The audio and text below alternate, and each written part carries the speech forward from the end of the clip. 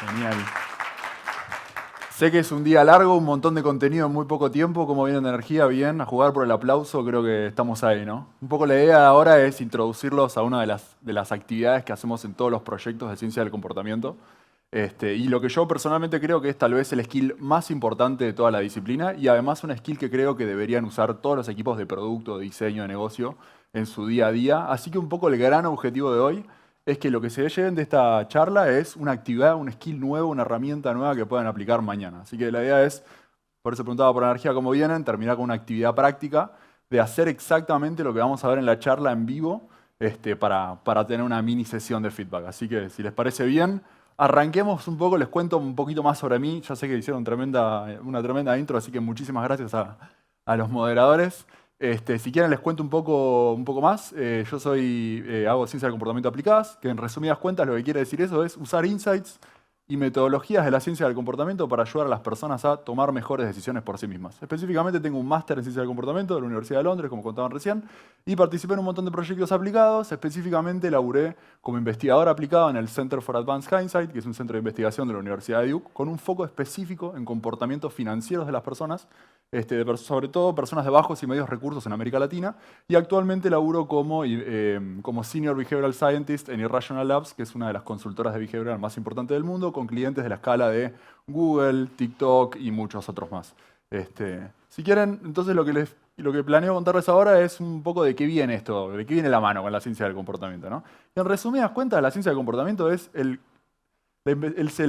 estudio científico del comportamiento humano. Hay dos cosas esenciales de la ciencia del comportamiento. Uno es, respecto a la ciencia, que usamos evidencia empírica para tomar decisiones. Y lo segundo es, usamos el método experimental para validar hipótesis. Hablamos un montón de charlas de experimentación, así que me encanta siempre escuchar eso. Y lo segundo importante de la ciencia del comportamiento es que se enfocan 100% en el comportamiento de las personas. Ni en lo que creen las personas, ni en el conocimiento que tienen las personas, ni en lo que les gustaría hacer. Se enfoca en el comportamiento de las personas.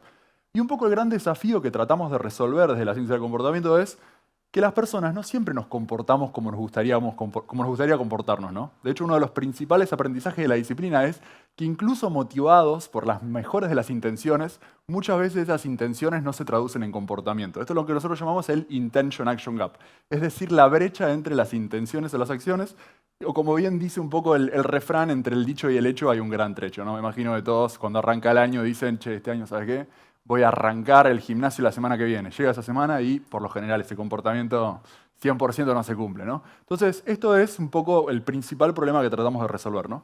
Y fíjense que en este contexto la ciencia del comportamiento tiene un rol muy clave. El primero es, nos permite identificar de manera más sistemática dónde existen estas brechas. El segundo, y tal vez uno de los más importantes, es nos permite entender mejor por qué se dan. Nos da nuevas herramientas para entender por qué existen estas brechas.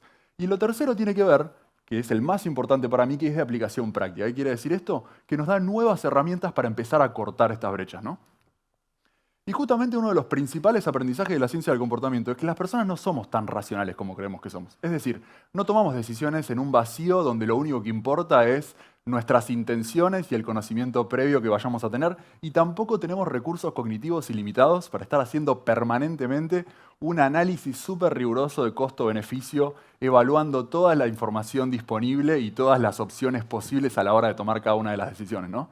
Sino que en realidad lo que pasa es algo más parecido a esto. Estamos todo el tiempo tomando decisiones en entornos muy complejos, que tienen un montón de estímulos y responsabilidades que compiten todo el tiempo por nuestra atención y por nuestros recursos cognitivos. Y justamente, como no tenemos recursos cognitivos ilimitados, lo que hacemos es recurrimos de manera automática e inconsciente a una serie de atajos mentales. Esto es lo que nosotros llamamos sesgos y heurísticas, o tal vez lo hayan escuchado como biases, ¿no?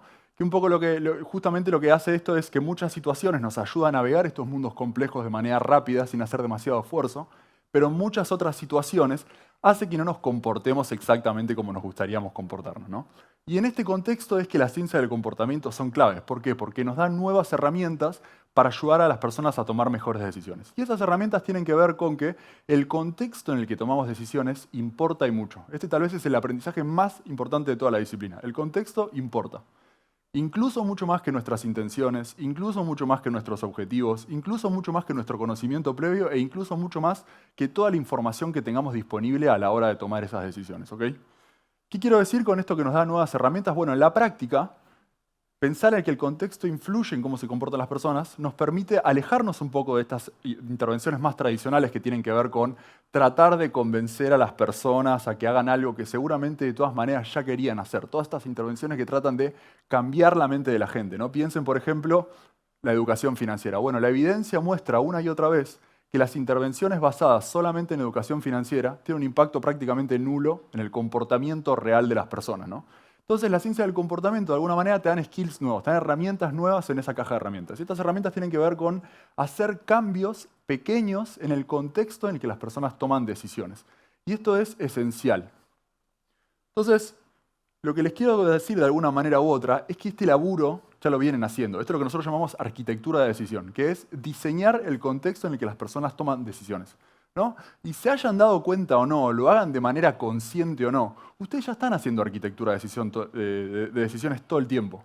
¿Por qué? Porque las decisiones de diseño y de producto que toman ustedes influyen directamente el contexto en el que sus usuarios toman decisiones. Y por extensión, influyen directamente en cómo se terminan comportando. ¿Ok? Entonces, un poco la pregunta del millón no es cómo empiezo a hacer arquitectura de decisión.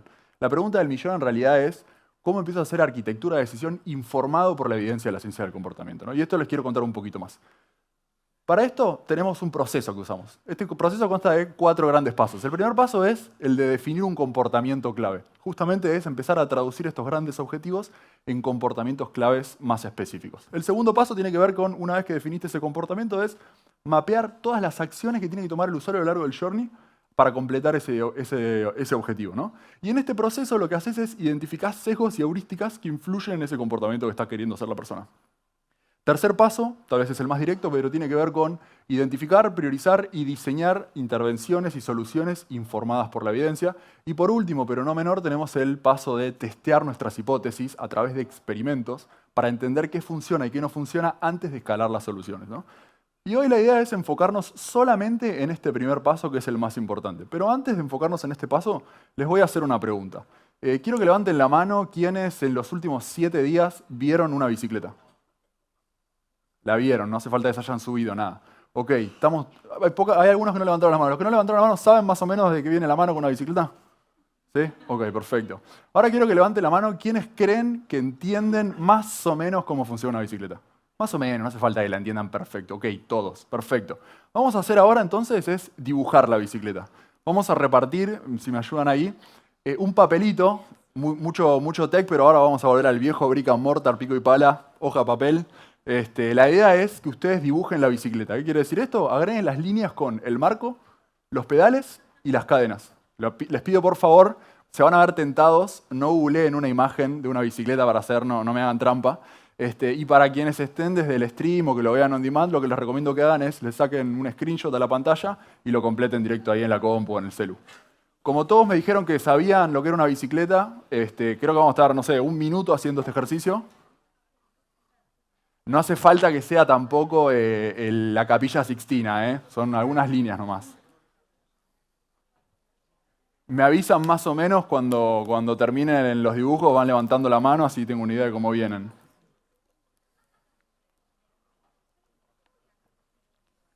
Si no tienen lapicera, ok, buen punto. Si no tienen lapicera, lo que pueden hacer, de última le sacan una foto a esto, o le sacan una foto al papelito y lo completan directo ahí, si no.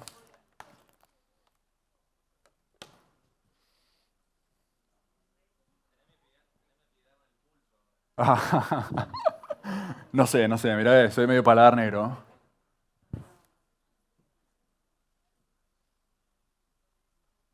¿Cómo vienen esos dibujos? ¿Alguien ya terminó? Perfecto, tenemos 2, genial. Me gusta esa compartida de lapicera también.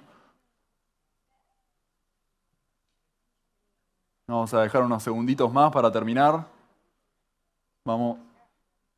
Los que no terminaron vayan redondeando un poquito. De vuelta, no tiene que ser el mejor dibujo de sus vidas, es completar un poco con el marco y ya. No, se los quedan eso es importante, gracias. ¿Tenemos algunas bicicletas más? Genial, bueno. Vamos a poner un counter de 10 segundos. 10, 9, 8, 7, 6, 5, 3, 2, 1. Genial, perfecto, terminamos.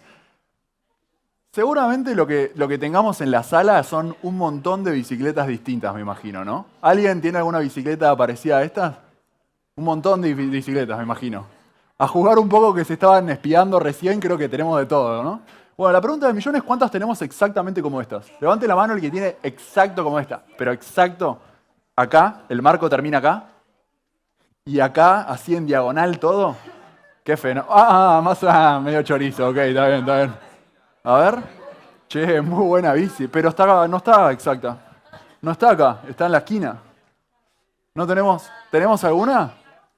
Ninguna, pero si me dijeron que sabían exactamente lo que era una bicicleta. Ahí tenemos una, fenómeno, bien, un aplauso para la única bicicleta de la sala. Perfecto, perfecto. Bueno, si no tienen una acá, perfecto. Lo que sí les recomiendo es que después de la charla se compartan las bicis porque siempre hay unas obras de arte que son hermosas. Pero si no la dibujaron la bici, no se preocupen. Si no la dibujaron bien, no se preocupen. ¿Por qué? Porque exactamente este mismo ejercicio se hizo en un estudio académico donde reclutaron un montón de personas, le dieron el mismo papel y le dijeron completen el dibujo de la bicicleta. Y lo que vemos es que alrededor del 60% de las personas también cometen al menos un error a la hora de dibujar la bicicleta. Y lo más increíble todavía es que estos investigadores van y lo hacen de vuelta, pero esta vez van a una conferencia de bicicletas. Dicen, vamos a reclutar expertos en bicicletas. Miren lo que pasa, alrededor del 10% de los expertos también cometen errores a la hora de dibujar la bicicleta, ¿no? Y un poco lo que nos muestra este ejercicio es un fenómeno psicológico que se llama Illusion of Explanatory Depth, o traducido al español, la ilusión de la capacidad de explicar. ¿Y qué nos dice este fenómeno psicológico? Que si bien tenemos los conceptos muy claros de las cosas, queremos que entendemos mejor cómo funcionan de lo que realmente lo entendemos, ¿no? Fíjense en este caso, yo estoy seguro de que todos sabemos exactamente de qué estamos hablando cuando pensamos en una bicicleta. Pero solo cuando nos ponemos a dibujarla es que nos damos cuenta que de repente no era tan fácil como creíamos. Y que incluso puede ser, tal vez, que no tengamos tan claro del todo cómo funciona, ¿no? Sobre todo si pusieron la cadena contra las dos ruedas, ¿no? Y un poco se estarán preguntando por qué este chabón me está haciendo dibujar una bicicleta a las 5 de la tarde en Córdoba, ¿no? Que tiene que ver con cualquier cosa relacionada a producto. Bueno, justamente lo que vemos una y otra vez en los proyectos en los que hacemos es que si bien las organizaciones con las que laburamos tienen muy claro cuál es ese gran objetivo que quieren lograr para sus usuarios y por qué es importante para sus usuarios ese objetivo, por lo general pasa algo parecido con la bicicleta. No es tan fácil pensar cuáles son esos comportamientos clave que queremos ayudar a las personas a hacer para lograr ese objetivo, ¿no? Y esto no es menor. ¿Por qué? Porque si no definís muy bien cuál es ese comportamiento clave de tus usuarios, terminás dibujando bicicletas como estas, que se ven muy lindas y muy sofisticadas, pero cuando las quieras usar no van a funcionar tan bien como te gustaría que funcionen, ¿no? Entonces, para esto la idea de lo que resta de la charla de hoy es empezar a traducir estos grandes objetivos en comportamientos claves, ¿ok? De alguna manera pasar de la bici de la izquierda a la bici de la derecha. Y no a la bici que me dijiste vos, la bici posta de la derecha. Entonces, si quieren, arranquemos por definir rápido de qué se trata un comportamiento clave. Hay 3 características esenciales que tiene que tener un comportamiento clave. Lo primero es una acción concreta del usuario final, ¿ok? Es algo que tienen que hacer los usuarios. Lo segundo es, tiene que ser observable y mucho más importante, se tiene que poder medir. Si no lo puedes medir, no es un buen comportamiento clave. Y lo tercero es que tiene que ser una acción única y específica. Lo que vamos a ver un poquito más adelante es cuanto más específica es esta acción, mejor todavía. Por esto decimos, y tiene que ser incómodamente específica. Si quieren, veamos un ejemplo para empezar a calentar los motores. Imagínense una competición deportiva, como puede ser el Mundial de Fútbol, ¿no? Bueno, uno podría definir como gran objetivo de cualquier competición deportiva que es salir campeón, ¿no? Es levantar la copa, ganar. Y entonces, ¿qué pasa con este gran objetivo? Está buenísimo, apunta en la dirección correcta, pero no termina de quedar del todo claro cómo diseñar para este gran objetivo. En cambio, un comportamiento clave se ve mucho más parecido a meter un gol. ¿Por qué? Porque meter un gol es la acción que queremos hacer para lograr ese objetivo. Fíjense cómo de repente es un poco más fácil empezar a pensar en qué decisiones de diseño de producto puedo empezar a tomar para lograr este comportamiento clave, ¿no? Si quieren, bajémoslo un poquito más a tierra con algo más tangible al laburo que me imagino que estamos todos un poco más cercanos, que es decisiones financieras de las personas, ¿no? Bueno, podríamos definir como gran objetivo es quiero ayudar a las personas a tener una mejor salud financiera. Pasa lo mismo, apunta en la dirección correcta, no termina de quedar del todo claro cómo diseñar para este gran objetivo, ¿no? Hay un millón de caminos que podríamos tomar.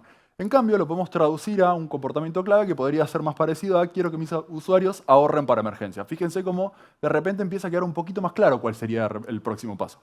Vamos a ver qué pasa con esto ahora. Si quieren paso rápido por acá, pero ahora que más o menos tenemos claro que es un comportamiento clave, me parece que es súper importante definir qué cosas no son un comportamiento clave. Y la primera y la más importante es las intenciones de las personas. Es decir, lo que nos dicen que quieren hacer, eso no es un buen comportamiento clave. Porque justamente por lo que hablábamos antes de la brecha entre las intenciones y las acciones, ¿no? Incluso si sos súper efectivo a la hora de cambiar las intenciones de tus usuarios, muy posiblemente esas intenciones no se traduzcan completamente en comportamientos. Entonces, nos queremos enfocar en la acción, no en lo que decimos que queremos hacer, ¿ok? Lo segundo que parece un comportamiento clave, pero nunca es un buen comportamiento clave, son todas las frases que arrancan, que se resumen en quiero que mi usuario use mi producto. Parece un comportamiento clave porque es una acción, pero no es un buen comportamiento clave. ¿Por qué? Porque no nos interesa simplemente si lo usa o no. Nos interesa mucho más cómo queremos que lo use, ¿ok? Practiquemos un poquito más. Imagínense que tengo el objetivo de mantener amistades. Bueno, un comportamiento clave entonces podría ser algo parecido a llamar a un amigo o a una amiga el primer domingo de cada mes para preguntarle sobre su vida, ¿no? Fíjense cómo cambia por completo, es mucho, mucho más claro de lo que hay que hacer. Otro gran objetivo podría ser quiero tener una vida más saludable. Bueno, un comportamiento clave podría ser salir a correr 30 minutos los lunes, miércoles y viernes antes del desayuno. Fíjense de repente cómo cambia por completo cómo diseñar para este nuevo objetivo. Volvamos un poco para atrás y veamos qué le pasa a este comportamiento clave que habíamos dicho antes. Es demasiado general, apunta en la dirección correcta, pero es demasiado general, no termina de quedar claro qué es esto de ahorrar para emergencias. Hay un millón de maneras distintas, hay 200 comportamientos que pueden estar relacionados a ahorrar para emergencias. Y esto es importante ¿por qué? Porque definir cuanto más específico ese comportamiento es, más fácil es entender por qué se está dando o por qué no se está dando, y mucho más fácil es también identificar oportunidades para soluciones, ¿no? Entonces, si quieren, lo que les propongo ahora es pongámonos incómodamente específicos. Veamos qué es lo que hay que hacer para que este comportamiento clave sea incómodamente específico. Y para esto hay 4 grandes preguntas que nos tenemos que hacer. La primera tiene que ver con qué es exactamente eso que queremos que hagan las personas. Es el qué 2.0, pero eventualmente se convierte en versión final, guión bajo 32. O sea, queremos llegar a cuál es ese comportamiento, ahora vamos a un ejemplo, pero ¿qué es esa acción específica, incómodamente específica que queremos que hagan? En el caso que veíamos recién, podría ser, por ejemplo, redondear pagos de crédito. O, por ejemplo, podría ser configurar un ahorro automático. O, por ejemplo, podríamos definir como comportamiento clave que haga una transacción manual todos los meses. Fíjense cómo son todos comportamientos distintos que apuntan hacia el mismo objetivo. Lo otro que queremos definir bien es quién exactamente en qué tipo de usuario exactamente nos queremos enfocar. O sea, qué características específicas tiene esta audiencia que hace relevante para este comportamiento clave, ¿no? Y acá, por ejemplo, podríamos pensar en usuarios nuevos, podríamos usar en usuarios inactivos, podríamos pensar en usuarios que son vendedores y cobran sus ingresos a través de la plataforma, podríamos pensar en usuarios que cobran su salario a través de la plataforma. De vuelta, es importante definir qué característica específica nos interesa de este grupo de personas. Lo siguiente tiene que ver con cuándo, en qué momento, en qué horizonte temporal o en qué momento específico queremos definir este comportamiento clave, ¿no? Y esto podría ser, por ejemplo, al momento de recibir sus ingresos, podría estar relacionado. O, por ejemplo, podríamos definirlo dentro de los primeros 7 días de haberse dado de alta como usuario en la plataforma, ¿no? Y por último tenemos el dónde queremos que lo haga, a través de qué herramienta o en qué touchpoint específico o en qué situación particular queremos que se dé este comportamiento clave. De vuelta, este es un proceso iterativo. Entonces la idea es que pasen un poco por esta rueda de preguntas múltiples veces. Si quieren, volvamos un poco a este ejemplo que habíamos visto antes de Lionel Messi levantando la copa. ¿Qué pasa con este comportamiento de hacer un gol? Está buenísimo, apunta en la dirección correcta, es un poco más concreto, es un poco más específico, pero todavía no es del todo claro cómo diseñar producto o cómo diseñar soluciones para este comportamiento clave. Entonces, un comportamiento clave incómodamente específico podría ser algo parecido en realidad a patear la pelota. Es algo que tenés 100% control, patear la pelota. O más específico todavía, podríamos decir que sea cada vez que recibe la pelota enfrente del área y no tiene ningún defensor enfrente, le pegue de izquierda a borde interno y apunte al ángulo. A ese nivel queremos llegar. Ese es el nivel de incómodamente específico que queremos que sea el comportamiento clave. Y lo que van a ver, seguramente, y esto lo vamos a ver en los próximos minutos cuando empiecen a hacer esto mismo ustedes, es que posiblemente hay un montón de comportamientos clave que apuntan hacia el mismo gran objetivo. Como por ejemplo puede ser que sea un comportamiento de un actor completamente distinto. Como por ejemplo es que el loquito cada vez que tiene un mano a mano con el delantero opuesto, se tire todo espatarrado así, haga tuki y evite que a todo un país le agarre un paro cardíaco, ¿no? O por ejemplo puede ser un momento completamente distinto del journey del usuario. Como puede ser que este muchacho cada vez que está entrenando lo que practique sea 200 veces seguida, agarra y se la pasa a Messi. Cosa que cuando llegue el partido agarra y se la pasa a Messi lo primero que haga, ¿no? De vuelta, distintos touchpoints, distintos actores, distintas especificidades, ¿no? Si quieren, volvamos a este que habíamos hecho originalmente, para ver cómo se podría ver incómodamente específico. ¿Alguien se le ocurre alguna idea de antemano, antes de verlo? ¿No? ¿Están vergonzosos todavía? Bueno, no se preocupen. Ahora los voy a hacer ahora, no se preocupen. Podríamos definirlo perfectamente así, por ejemplo, ¿no? Perdón, incómodamente específico así. Quiero que vendedores configuren un ahorro automático mensual de 100 pesos a depositar en su cuenta de ahorro dentro de la primera semana de haber abierto la cuenta. Desglosémoslo un poquito más, pero de mínima ya es muchísimo más específico que quiero que ahorren para emergencias, ¿no? Y que empieza a quedar muchísimo más claro también cómo diseñar producto, cómo diseñar soluciones, cómo diseñar intervenciones para este comportamiento clave. Fíjense que nos estamos enfocando en vendedores. Podría ser incluso más específico. Podríamos hablar de vendedores que cobran sus ingresos a través de la plataforma, ¿no? Siempre hay oportunidad de seguir iterando. Pero no nos estamos enfocando en todos los tipos de usuarios. En este caso no nos estamos enfocando en individuos, nos estamos enfocando en vendedores. Lo segundo que vemos es que ya la acción específica, el qué 2.0, ya es muchísimo más específico que antes. Ahora estamos diciendo, quiero que configuren un ahorro automático y fíjense que hasta incluso definimos el monto de ese comportamiento clave. ¿Y esto qué significa? Que si lo generaron por 50 pesos, deberíamos considerarlo medio que como que no cumplieron el comportamiento clave. ¿Por qué? Porque nuestro comportamiento clave son 100 pesos. Y esto te habilita a pensar en un montón de soluciones distintas, ¿no? Lo tercero que está pasando acá está muy claro definido dónde queremos que lo hagan, que lo definimos de antemano, y esto es importante porque si no estuviera definido lo podríamos mandar a cualquier lado, y sabemos que esa microdecisión puede venir involucrada a un esfuerzo cognitivo mayor. Entonces está bueno tal vez definirlo de antemano. Y por último, estamos definiendo muy bien el horizonte temporal que se tiene que dar, en el que se tiene que dar este comportamiento clave, ¿no? Que es dentro de la primera semana de haber abierto la cuenta, que además nos dice algo más de quiénes son estos usuarios, son usuarios nuevos. Entonces, fíjense cómo definimos sistemáticamente cada una de estas patitas, ¿no? Entonces, un poco ahora la idea es que hagan exactamente esto ustedes. Si quieren, lo que les propongo es, no sé cuántos minutos tenemos, creo que tenemos 10 minutos. Les propongo que dediquen un minuto en pensar bien cuál es la misión o cuál es el gran objetivo de sus organizaciones o incluso de los equipos en los que trabajan ustedes. Un minuto nada más. Y quiero que empiecen a traducir eso en comportamientos de sus usuarios. ¿Qué comportamientos clave se les ocurren? Arranquen por el primer nivel de comportamiento clave, el más alto. ¿Qué va a pasar? Se les van a ocurrir varios.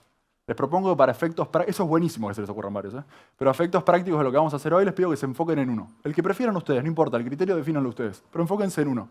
Y pasen por esta ronda de las iteraciones. Háganse estas preguntas para hacerlo incómodamente específico. ¿Cómo se ven para hacer esto en los próximos 5 minutos? Si quieren, después hacemos espacio para preguntas, pero la idea es que hagamos esto, que alguno o alguna comparta y podamos hacer un poco de ida y vuelta para que vean cómo se ve este proceso en la práctica, ¿ok?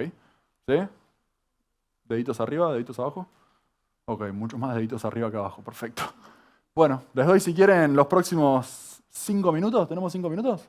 ¿5 minutos? ¿También? Perfecto, dale. Arranquen ahí. ¿Tienen papel para anotar en el celu? No importa. Ah, sí, buena pregunta.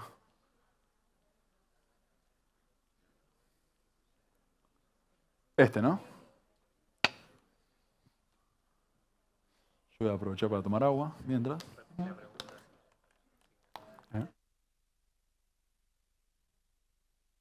Para los que estén de manera remota por el streaming o que lo estén viendo on demand, también son más que invitados a hacer este ejercicio. Si quieren pueden ir dejando su comportamiento clave incómodamente específico en el chat, que lo podemos levantar también. Y también si tienen preguntas, también las podemos levantar más adelante.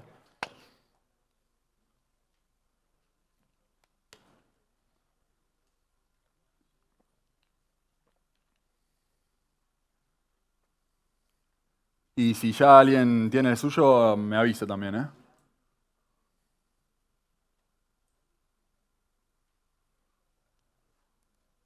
Me parece que hay algunos que siguen dibujando la bicicleta.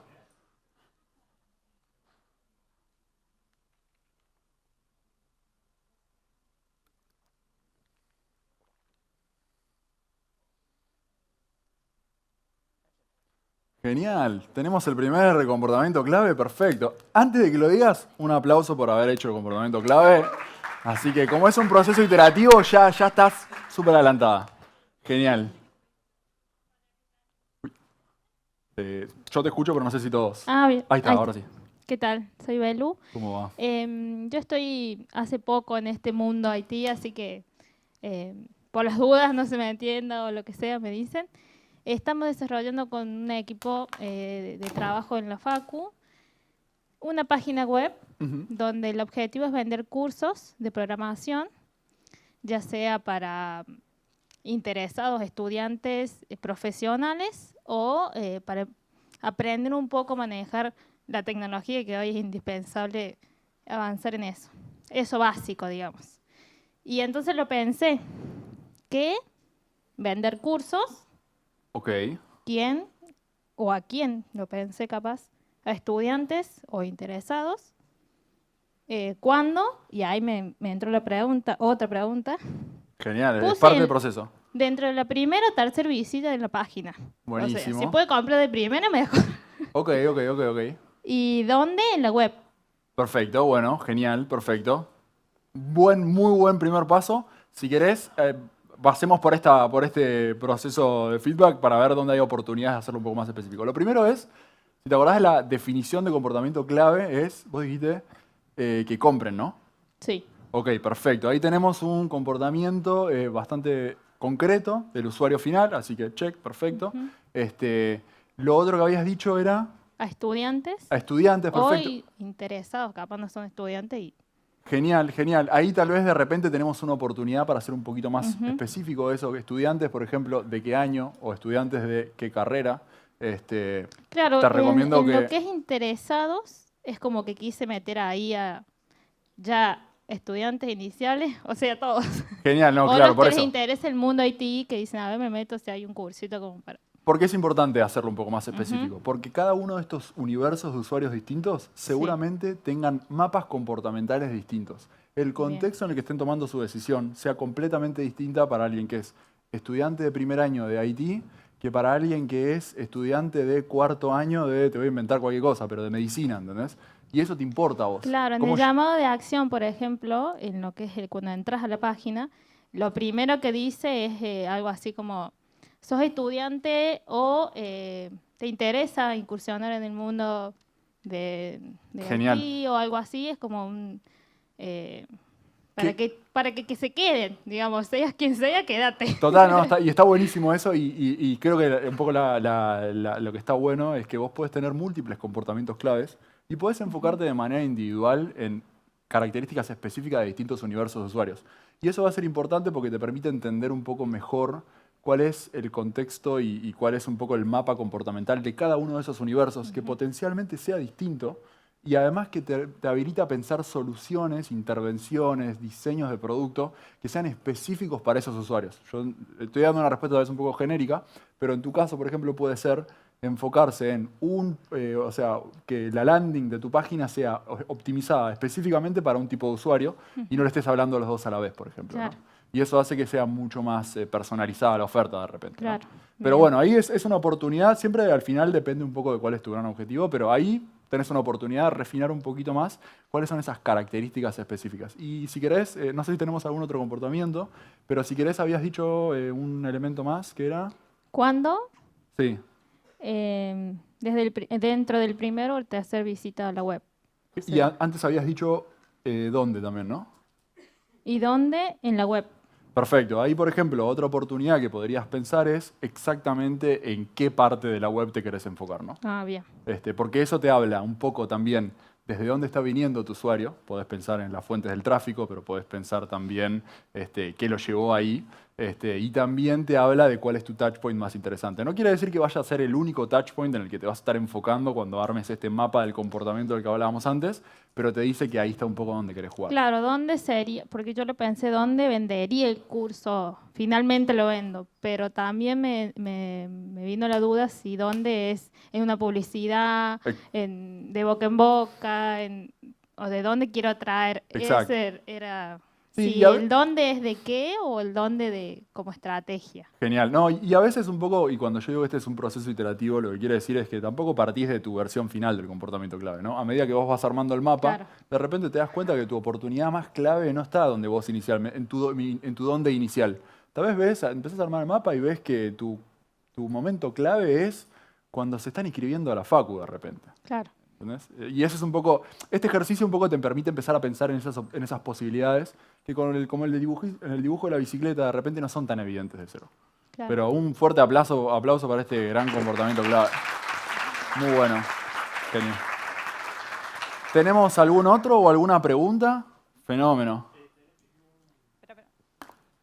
Ah, sí. Sí, sí, sí. Claro, como yo no lo tengo en la mano, me olvido que hay un micrófono.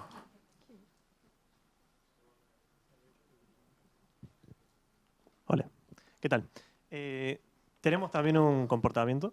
Detectamos primero, hicimos la iteración. Con ella tenemos un Genial. equipo en el que desarrollamos por un cliente. Hacemos freelance. O sea, aparte de trabajar, tenemos... bueno. Y detectamos que el cliente necesitaba hacer un refactor de la aplicación de frontend. Entonces, lo primero que se nos ocurrió es, dijimos, bueno, hagamos este refactor. Y fuimos especificando más y dijimos, bueno, ¿cuándo lo hacemos? ¿Cómo lo hacemos? ¿En qué momento? ¿Cuánto tiempo le dedicamos? ¿Cuántos de nosotros, los devs que estamos trabajando, le vamos a dedicar el tiempo? Y terminamos concluyendo en que le vamos a dedicar al menos 3 horas a la semana, Ok. 3 días a la semana, que se van a cumplir esas 3 horas. Determinamos que va a ser lunes, miércoles, hicimos una iteración más y dijimos domingo, porque viernes no, y sábados tampoco. Así que determinamos que van a ser quiénes van a ser los de front, porque si bien backend puede aportar, pero bueno, es front. Eh, y dónde nos vamos a juntar por Discord para asegurarnos Genial. de que directamente siempre estemos conectados, por lo menos cumpliendo 1 hora, o las 3 juntas, lo que sea, pero los 3 días de la semana que se cumplen esos 3 días como para avanzar en al menos sacar un componente por semana. Así Che, que esa es la idea. muy bueno, súper específico, la Sí, verdad. sí. Un aplauso, por favor. Está excelente. Muy bueno. Bien, bien ahí con las iteraciones. Y me encantó también la vuelta de rosca que le dieron porque definieron un comportamiento clave, pero para ustedes mismos. O sea, Claro. excelente, me encantó. Súper, súper bueno, la verdad. No sé cómo estamos de tiempo. Si ¿alguna pregunta que haya quedado? ¿Sí, una pregunta por allá? Dale. Dale, si querés, espérate que te llegue el micrófono, así te escuchan también en el stream. Sí, la pregunta era, entiendo que todos estamos afectados por sesgos cognitivos y al tratar de, digamos, adentrarnos en definirlo muy específico ese comportamiento, probablemente vamos a estar condicionados por esos sesgos y la pregunta es cómo mitigamos eso, si es la iteración o hay otras estrategias que podemos apelar. Solo para asegurarme que entendí bien la pregunta, vos decís cuando estás definiendo el comportamiento clave. Claro, o sea, entiendo que esos sesgos a vos te van a condicionar a enfocarte como en una solución específica y como que te vas a encarar en esa solución y quizás estás dejando de lado un montón de cosas. Excelente la pregunta, excelente. ¿Por qué es excelente la pregunta? Porque en realidad todo este proceso no depende de tu solución. Todo este proceso depende de qué querés lograr, qué querés ayudar a tu usuario a hacer. Entonces, esto lo estás pensando antes de pensar en la solución. Y hacer esto antes de pensar en la solución es lo que te va a dar, de alguna manera, al final del proceso, identificar cuál es la mejor solución para ese comportamiento clave. ¿Qué pasa muchas veces? Para resolver problemas partimos de la solución que nosotros queremos que va a funcionar. Entonces lo que hacemos es tratamos de ajustar el problema a la solución que nosotros habíamos planteado originalmente. Este proceso de alguna manera te permite hacer lo opuesto de manera sistemática, te obliga a hacer lo opuesto de manera sistemática, te obliga a partir del problema comportamental. Y el problema comportamental, en el fondo, es algo que vos querés ayudar a tu usuario a hacer. Entonces ni siquiera es un problema tuyo, es algo que querés ayudar a las personas finales de tu producto a hacer. Entonces esto de alguna manera te da una guía, si querés, para que cuando llegás a esa solución te asegures dos cosas. Una es que estás optimizando para el objetivo de tu usuario directamente, que es clave eso. Y lo segundo, y tal vez lo más importante, es que llegás seguramente a una solución mucho más eficiente y mucho más efectiva, porque entendiste perfectamente qué comportamiento querías lograr, entendiste perfectamente cuál era el contexto de esa decisión y además identificaste correctamente cuáles eran esos sesgos y heurísticas que importaban específicamente para este usuario en esta decisión, en este journey. Pero excelente la pregunta, muchísimas gracias. ¿Tenemos alguna pregunta en el stream? Ah, bueno. ¿Sí? Hola, una consulta. Mientras más específico te pones, más opciones hay. ¿Cómo acortás ese camino, digamos? Porque no podemos evaluar todas las opciones todo el tiempo. Decís opciones de comportamientos. Claro, de comportamiento. Me encanta la pregunta. La respuesta más honesta es que no sé cuál es la respuesta. En el fondo va a depender de vos. Pero justamente en este proceso iterativo no siempre es como que vas siempre hasta el fondo, ¿no? A veces tal vez vas un poquito más alto nivel para después volver de vuelta, ¿no? Lo importante de esto es tener algo que sea lo suficientemente específico como para que te permita empezar a mapear cuáles son los pasos previos del usuario. Vos partís de la meta final y medio que haces ingeniería inversa y construís cuáles son todas las acciones específicas que tiene que hacer esa persona para llegar a ese comportamiento clave. Y en ese proceso seguramente vayas a medida que lo vas aparte complementando con insights de los equipos de user research, insights de la data que tengas, te vas a dar cuenta potencialmente que hay un touch point que es más relevante. O te vas a dar cuenta tal vez que hay una mejor versión de tu comportamiento clave, que es un poquito más específica. O tal vez te vas a dar cuenta que el momento más core, más clave de tu problema, no estaba en el comportamiento clave que definiste vos, sino que está un poquito más adelante tal vez, ¿no? Pero lo importante, y te digo la respuesta honesta porque en el fondo no sé exactamente cuál es tu nivel específico, depende de vos, pero en el fondo lo que te importa es empezar a hacer el proceso. Definir un comportamiento clave te habilita a empezar empezar a ver la foto completa, ¿no? Y de alguna manera todo ese proceso son otras bicicletas más que hay que resolver. Uno cuando piensa en que conoce todo su producto, a mí me pasa siempre en todos los proyectos que empezás a armar el mapa del comportamiento y de repente no tenías tan claro que le estás pidiendo a tu usuario que haga 15 acciones específicas para completar una pantalla. Entonces, ese proceso te va a ir revelando también nuevas oportunidades. Pero en el fondo es como, si querés, un dial que tenés que vos más o menos ir descubriendo dónde va. Buenísimo, gracias. Gracias por la pregunta.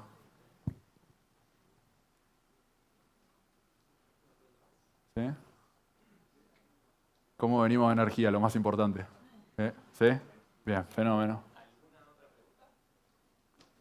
Tiren con de todo, yo les prometo respuestas honestas. Es el momento Lo para único hacer que alguna pregunta, si quieren. ¿No? ¿Estamos? Bueno, un fuerte aplauso entonces, muchísimas Muchas gracias. gracias, Juan Cruz. Ustedes. Muchas gracias. Gracias.